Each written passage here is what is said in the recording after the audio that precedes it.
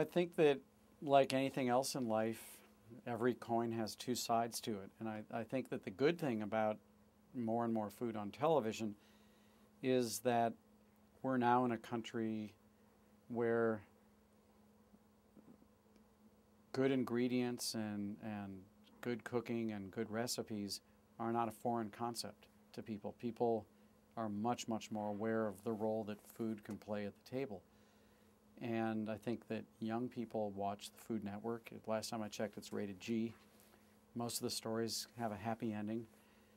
And, you know, I think that to the degree that Julia Child was able to make an impact on a whole generation of people when she was the only game in town, I think the Food Network is, believe it or not, having an even bigger impact on even more people.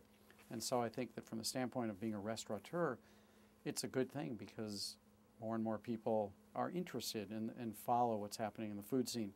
The other side of the coin is that the restaurant business is not a sitcom, and it's not a reality TV show.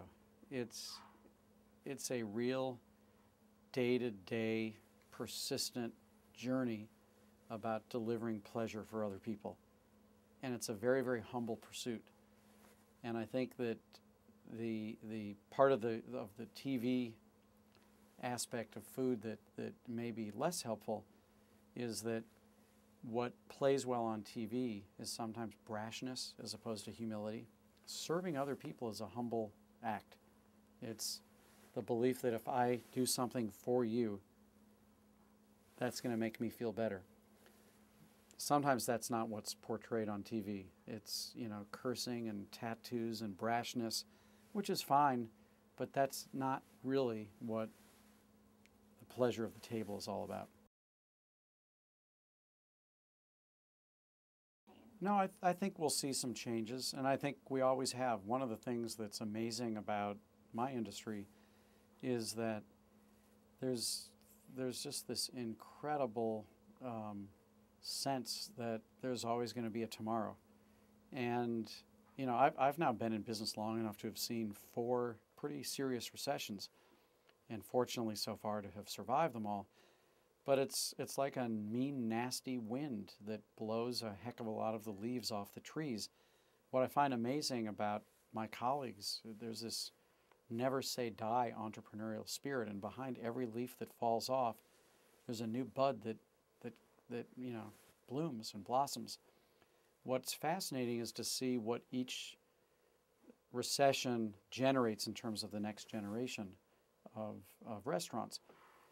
You know, I'll never forget all the way back in 1991, 1992, when there was a recession connected with the Gulf War. Everybody was saying back then, this is the end of fine dining, which was totally not true. There was a period during which people were eating more casually, but we have long since passed the point as a country where people are not going to go backwards in terms of the quality of what they eat.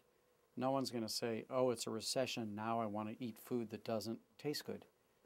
What they might say is, okay, I don't want to spend as much money, or I don't have as much time, or I don't want to pay extra for all the trappings of cushy chairs and beautiful art on the walls. And that type of thing does come and go. The restaurant that will be opening this fall, which will be called Maialino, based on my love for Rome, is without question a recession baby. It's going to be a restaurant that I would hope that people could frequent even in a recession. That won't put it out of business, you know, during a good economy. But what I also find fascinating, Blue Smoke, which is our barbecue restaurant that has thrived throughout this whole recession, was born just a handful of months after 9/11, and it was born in a recession, 2002. And sometimes the restaurants the buds, the blossoms that come to life during a recession are some of the most long-lived as a result of that. You know, a trattoria in Rome, there are thousands of them, and nobody goes there to find cutting edge. Nobody goes there only for special occasions. What distinguishes one trattoria from the next is the one that you go to the most frequently. So there are restaurants that are created really for the purpose of allowing people to be with people and to break bread without a lot of the trappings, without paying extra money for the fancy plates and the expensive furnishings in the restaurant. And it's really more about the soul of eating well than it is of the refined restaurant experience. I don't believe that the refined restaurant experience ever thrives as much in a deep recession, but I also believe that there's always going to be a place, for a restaurant that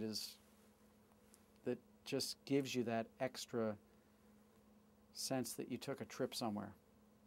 We have a restaurant, 11 Madison Park, that just got 4 stars from the New York Times, and by all rights, it should not be doing well in a recession, and it's doing better now than ever.